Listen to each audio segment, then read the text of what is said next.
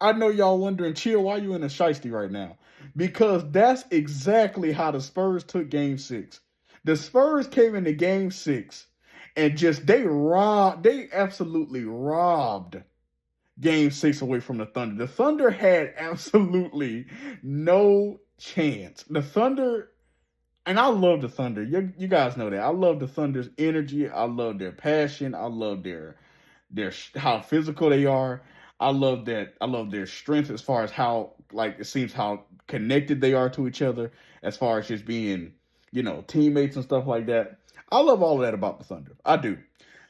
However, that game. Listen, game six, the Spurs walked in there and took game six. It wasn't all the Thunder gave the game away. No, the Spurs walked in there and took game six. They walked in there and didn't play no games, and it was from the jump.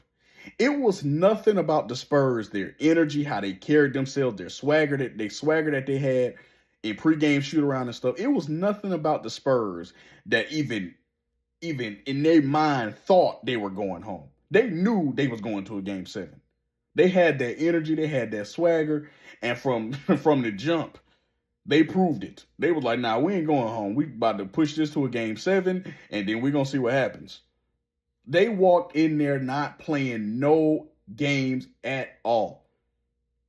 And you guys know I love the Thunder. I love the Spurs as well, as far as how both of their teams can go mano a mano because both of their teams can compete with each other on the same exact things. They both have star players. They both have great. They both have great, energetic, workaholic, like work ethic players. As far as the supporting cast, they both have that.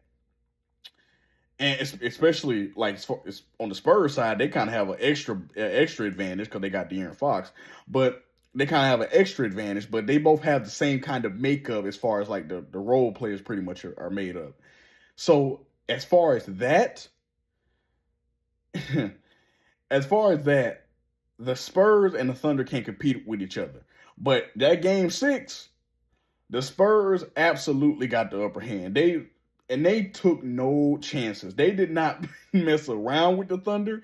They let the Thunder know that they are not going away easily.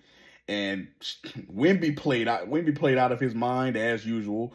SGA had a down game, but I mean, listen, he's human. I don't blame him for that. He's human. He had a down game. I'm sure he'll bounce back in game seven. But it was extremely interesting to see how that game shaped up.